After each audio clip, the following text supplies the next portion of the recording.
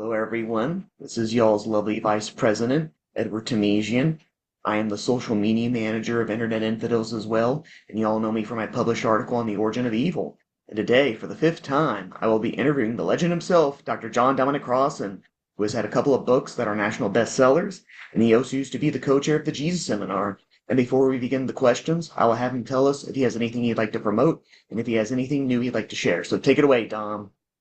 All right, you can probably see over my shoulder. I've designed this. Let me get out of the way. You see the new book called The Pharisee, A Vision Beyond the Violence of Civilization. So I have it up there. It's on Caesar's chest. I'm not sure he would appreciate that, but I put it up there with Caesar on one side and Christ on the other. And you can see what's at stake. Caesar has the world in his hand, and on top of the world is victory, the Nike. That's from the Heritage Museum in Petersburg, St. Petersburg, Russia. And of course, the bronze stuff is long gone. But Sarah helped me to put a little Nike back. And then on his other hand, he has the spear. So this is power by force. And over on the other side, good old Paul, and it's power by persuasion. All he's got going for him is a bunch of scrolls. So Sure take looks. your choice. Is power by force or power by persuasion? There you go. Sounds good. All righty. And for the first question, we have a simple yet complex one, and it's how did the empty tomb account emerge? All right. Well, for a long time, I've had my own opinion on this, but to answer a question like that, let me insist that you don't start with it. You start with trying to figure out what's Mark up to. Just out of respect, this is obviously the finale of his gospel before people didn't like it and put on other parts. So let me start with Mark. How do I see Mark? And therefore, how will I see the end, honestly? Because otherwise, it doesn't make much sense. Okay. The core is going to chapter 13. I understand with the great consensus of scholarship, of course, that Mark was written very, very soon after the terrible tragedy of the fall of Jerusalem, which is a euphemism for the slaughter, and the destruction of the temple in 70 by Titus and his legions. Now, I'm going to expand from that. I think I'm going to locate Mark. Now, this, of course, is something open to discussion, obviously, but you have to do it. Everyone says Mark was written in Rome. I find that rubbish because Rome we'd have heard about it from Rome if Rome had the first gospel. We'd have found it in First Clement when they're talking to the Corinthians. They say, we have the gospel. Oh, we'd have heard of it. I located, and I'm quoting it, in the villages around Caesarea Philippi. That's the clue. That's where Mark says, okay, people, this is us. Why do we have Jesus and Peter have the great confession of who he is? Why do we have it there? That's who we are. Okay. So what I understand about Mark is basically, I'm not trying to be with it at the moment, honestly. It's a gospel for refugees. I think out of this horror in Jerusalem, when people were sure, well, now, surely Jesus is going to return. Any minute now, he's going to come and stop this whole slaughter. Jewish believers in the same thing. Now the Messiah will surely come. I mean, if not now, when? If not now, why? So Christians in Jerusalem, those who were still there, apparently from chapter 13 of Mark, believe now is going to come. Instead, they lost their homes, probably almost their lives, their loved ones, and maybe almost their faith. That's what Mark is. These are the refugees who've staggered out of Israel. There's no point in staying there. It's been devastated by the legions coming south from Galilee. So they go across the Jordan, as far north. And by the way, this is an area more Gentiles than Jews. So it's relatively safe. It's kind of Jewish, but mostly Gentile. So it's not pure Gentile. Maybe Antioch would be more dangerous. So this is where they end up. So I think Mark writes his gospel basically to explain two things. One, Jesus never said, I'm coming back at the destruction of Jerusalem. He did say, I'm coming back, by the way, for Mark, but not then. The second thing is, and this is the most startling thing if anyone really reads Mark carefully, he really does a hatchet job on the 12. Now, Peter, James, and John all get nicknames. The Rock, the Sons of Thunder. And they all make fools of themselves. They really do. Peter gets told off and called Satan. That is not a compliment. Matthew can clean it up, but that's a separate issue. As far as Mark is concerned, Peter disgraces himself. Now remember, this is written 70 years and Peter is long dead as a martyr. So why is he, I was almost going to say beating a dead horse, but that would be an unfortunate metaphor. Why is he attacking the 12 who are probably all dead? So, for example, the 12, when they're in the boat in the middle of the lake, he says their hearts were hardened. That's a serious accusation. That means you know what you're doing and you're saying no. It doesn't mean, oh, I got it wrong. They don't get it. So throughout the gospel, the 12, and of course, the worst thing is that Judas is one of the 12. You never hear Judas mentioned except he's one of the 12. Yeah, we got it the first time. We know it. So Mark, as I understand it, is heavily criticizing the theology that came out of Jerusalem church. And basically he's saying to them, now we're getting close to the end, you didn't do what you were told. You were told at the tomb to get out of Jerusalem and go to Galilee.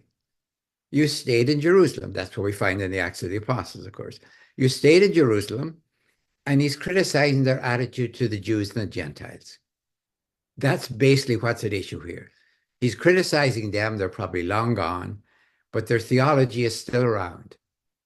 And that's what he's criticizing. So you can see it, for example, in his two multiplications of the loaves, one for the Jews on the west bank, as it were, one for the Gentiles on the east bank. And in the middle of the lake, the 12 don't get it. Can't you see there's enough bread for everyone? And we ain't talking bakery. All right, now, granted all of that, that's what he's up to.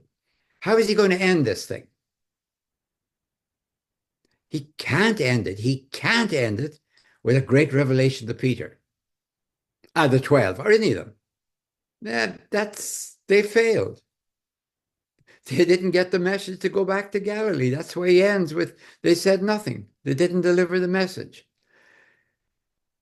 Besides which, that's all a bit too Pollyanna. His refugees didn't find Jesus was there, so the story you get from Matthew was a horrible Good Friday, but by Sunday, everything's lovely. Jesus is back. He's talking to everyone. It's like a bad weekend. Now, Mark knows better. It wasn't just a bad weekend in Jerusalem in the 70s. So he wants to end with a rather stark vision. Jesus is on the cross. What does he say? My God, why hast thou forsaken me? That's the way those people felt in Jerusalem. Now, how is he going to end it? Oh, Jesus comes back. Everyone's happy. Off we go. Just had a hard weekend. He wants to leave you with a stark image, an empty tomb. Do you believe? Do you believe in the resurrection? No, you're not going to get all these consoling visions. That's lovely stuff, but it didn't work in the year 70. So I'm not going to talk to you about it. So in one sense, when I read through all of Mark and try to understand them, and I spent a lot of time doing that, by the way, in the 70s, I cannot see any other ending. So I think that Mark invented, that's the word, invented the story of the empty tomb, invented the story that you have in Mark 16, 1-8, which everyone copied, of course, which means that Matthew and Luke are copying from Mark, and so is John. I can't see it anywhere else.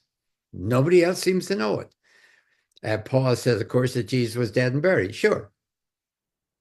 That's the phrase we all use, dead and buried. It doesn't mean we know where or when or how or what. So as I see it, in summary, Mark necessarily created the story of the empty tomb, the finding of the empty tomb, in order to end his gospel as he wanted it to end. That's the question. Thank you for that. Alrighty, diving into our second question. Who do you think wrote the Gospel of Luke? When was it written? And do you think the author was trying to write an accurate historical narrative? All right, now you see, I'm going to end up doing the same thing. I'm going to try and see what's going on again. I do the same thing. And the first thing I'm going to insist on is that, as far as I can see from looking at what we call the Gospel according to Luke and the Acts of the Apostles, now separated as we know, they were originally conceived, planned, written, and published, if you want to use that term, as a 2-volume single gospel. 2 volumes. And the reason for 2 volumes is simply logistics. A single scroll could probably take about, round words in Greek, you might get 20,000 words, and you might. So Matthew or John or Mark can fit comfortably in 1 scroll. So if you go down to your local Barnes and Noble, seem to be talking about another age, going down to your Barnes and Noble on the somewhere and say, I'd like to buy a scroll, please. You're going to get about 30 feet. You know, the pieces are glued together. If you have more than 30 feet, when you roll it up, it's liable to burst. It's glued. They're glued together. So, you know, there's only so many you can probably manipulate with 2 rollers before it's too heavy, like the great, parchment scrolls that were used in the Torah. We're talking, did I say, these are papyrus scrolls, by the way, not parchment scrolls. So there's logistic limits. It's no more profound than if I went to my editors and said, I have a book, it's 1,000 pages, and they would say, get lost, of course. If I persuaded them, they'd do 2 500 box set. They'd never do 1,000 pages. They couldn't without that thin, biblical paper. Anyway, so Luke has a problem. He wants to write a 2-volume gospel. He wants to tell how the gospel got from Galilee to Jerusalem, volume 1, and from Jerusalem to Rome, volume 2. Now, what's he up to? That's the question you have to ask. What is Luke up to? Doesn't make any difference whether you like it or not.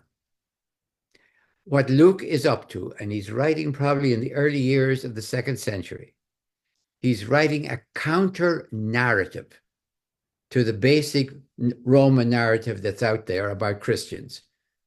You guys are the followers of a crucified criminal. There's a guy over there, says Tacitus, we started a movement, we crucified him, and doggone it, that's not quite Tacitus's language, doggone it, you're still around. Now, that's a very dangerous narrative. So Luke is writing a counter narrative, and his thesis, the future, here's his thesis, the future of Christianity, dear Christians, is not Jewish Christianity, it's Roman Christianity. In plain language, Luke Acts is the first great step towards Constantine. Now, that's the way I see it. It's a 2-volume, single book, conceived, and you can see that, you can argue that internally from stuff that's written in the 1st volume that only makes sense in the 2nd volume. Just a quick example. Why does Luke change Mark and have Jesus go from Galilee to Jerusalem, not east of the Jordan, which is the sensible thing to do to avoid Samaria, but west of the Jordan through Samaria? Because in the 2nd volume, they're going out from Jerusalem through Samaria to the world. So you can see stuff in the 1st volume that tells me this guy is preparing for the reading the 2nd one. So that's how I see the whole thing. And then if you want some more details, and all of that, of course, has to be shown step by step in the parallelism of the 2 volumes. But once you start looking at it as a 2-volume, it snaps into focus. Gotcha. All right. Good answer to the question. Yeah. It's been interesting because I interviewed Dr. Dennis R. McDonald, the world's leading mimetic expert, and I interviewed Robin Faith Walsh and Richard Carrier, and I all asked them the same question about Luke and, whether he was trying to write a history or not. And then I quickly commented to Dennis, I was like, hey, James P. Holding, famous Christian apologist, and Richard Carrier got into a debate about whether Luke used the best methods of a historian back in the day. And then Richard Carrier's like, no, he did okay as a historian, but he wasn't a critical historian. He was like, then he give you a better job of illustrating what a critical historian would have done. And then Richard Carrier quotes Suetonius when he talks about the conflicting data surrounding the birth of Caligula. And then so I passed that on to Dennis. I was like, what do you think? He was like, yeah, Ed, except that Luke wasn't trying to write a history. Get That's over, get right. over it. That's what he told me. He was He's like, not look, trying to write a history. He's writing Apologia Pro Vita Christiana. The oh, giveaway. Here's the giveaway. If you read that prologue to the first volume, now just read it. I'm taking from New Revised Standard Version. I'm just doing it from memory. Something like this. While others have written a very good account of the life of Jesus or something, I'm going to write a very good account. Huh? Well, if they've written a good one, what are you doing? Normally, in an introduction, you'd say, well, others have tried to write but have not done so good. I'm going to remedy it. But the last word in that introduction is asphalia, the Greek word. He says, I'm doing it so that you may know the asphalia of what you have been taught. Now, the New Revised Standard Version translate that as the truth. That's absurd. That's a guy writing a gospel and saying others have done it too, but you don't know the truth until I write it. Asphalia means security. Now, you could, in a certain context, security could mean truth, but the other times Luke uses it, I think it's used twice in the New Testament, it means security like a prison, secure. So what Luke is telling you is, don't worry, Christians. Don't worry. I can explain Christianity to make you feel secure politically, not religiously within Christianity, but politically outside Christianity, because I'm going to explain to you the future is Roman Christianity. And every Roman official, I'm going to tell you, looks at a Christian and says, they're innocent. You have never seen such a perfect storm of innocence. Everyone. Gallio at Corinth, they all say, oh, this has nothing to do with us. Oh, this is Jewish stuff. You have the centurion under the cross. This man is innocent. You have Pilate, of course, says it 3 times. And Luke, if you can't count, Luke says the third time. And he sends him off to Antipas and relax, stupid stuff. Every Roman official. So now I'm reading this at the beginning of the 2nd century as a Christian, and I'm being assured it's safe to be a Christian because even Jesus and Paul, of course. Wow, Paul, just read the end of the Acts of the Apostles. Everyone's jumping over hoops to say he's innocent. And the only reason he goes to Rome, this is really not even plausible history. I'm innocent, but I'm going to Rome to be vindicated. That's bad history. It's not even good historical fiction. Nobody goes to Rome without an indictment around their neck.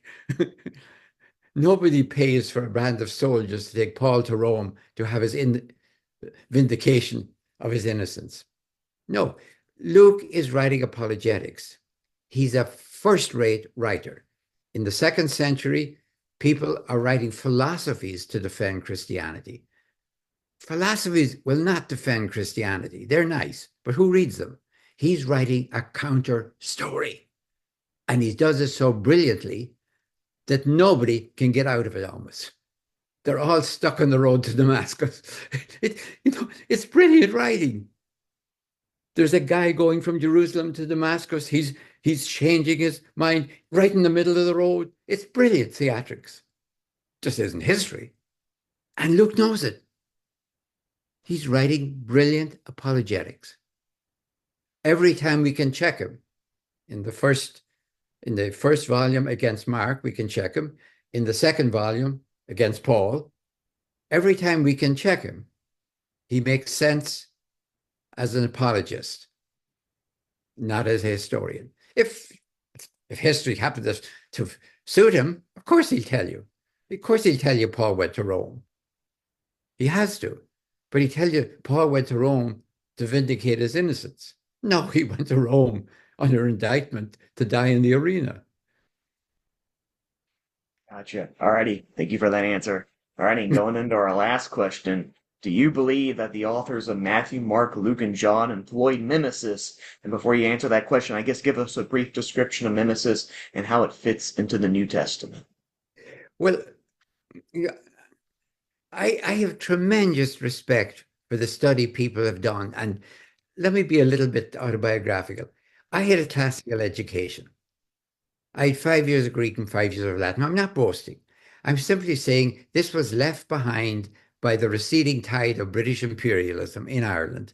I simply had a good education because they left it behind and we were still using it when I was in high school from 45 to 15. So let me say one piece of autobiography. We had at DePaul University a Tamil scholar who had been educated with the British education system in a convent in India.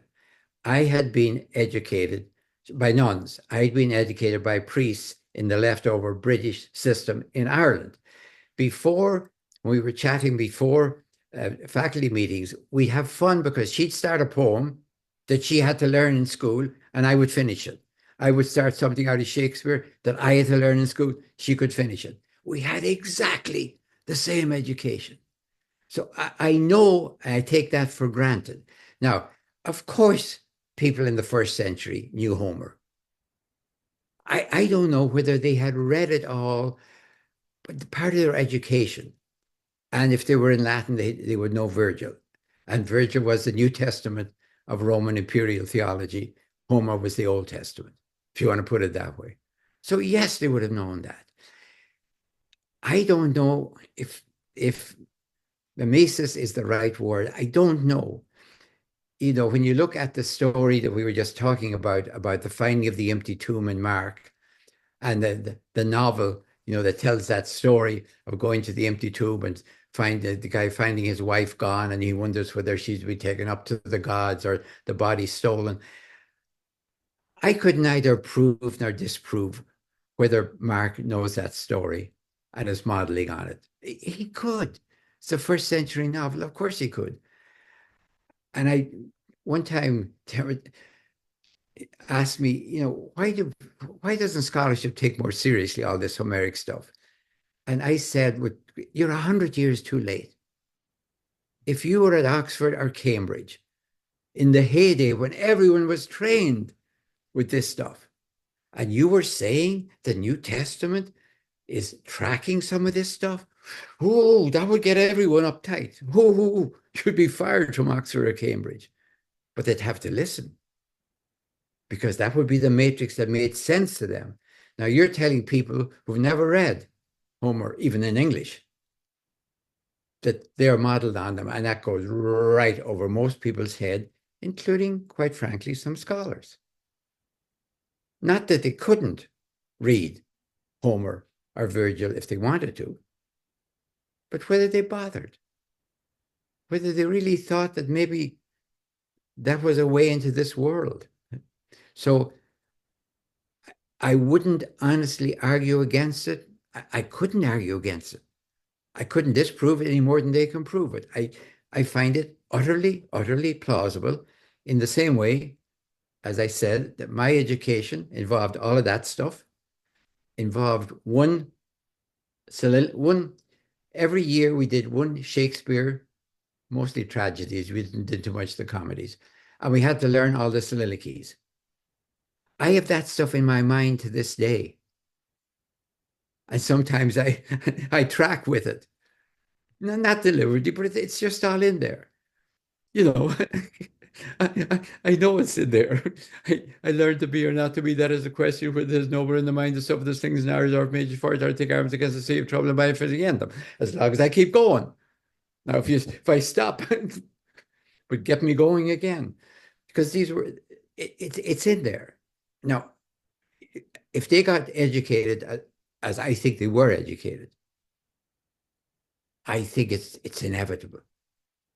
But the point is whether a modern audience is impressed by being told that what they don't know, Mark's gospel, is based on Homer, and the three women at the tomb are based on the three women at the end of the Iliad. Quite likely, the three mourning women at the end of the Iliad are the three. Of course, it's possible. Now, if we had the Iliad in our bones, it would be important. If it's not there, then you're giving people something they don't even know about, maybe that there were three women and not two, and you're comparing with something else. So it's kind of a lost cause outside. I'm afraid. Alrighty. Well, that was still a good answer to the question. Alrighty. Well, that was all I had for you. Thank you very much for being on. And did you have anything else you'd like to add, or is that it? Do you want to give anyone a way to get in touch with you or anything like that? No, if you have any of those other scholars on who I know or know me, by all means, please greet them and give them my very best regards. Thank you Alrighty. for having me. Yes, thank you very much. And then pretty soon I'll have this link for you so you can share with friends and family, however you like to, whatever you want to do with the link, just go ahead and, share it around. Alrighty. Thank you very much, sir. Always a pleasure. Bye.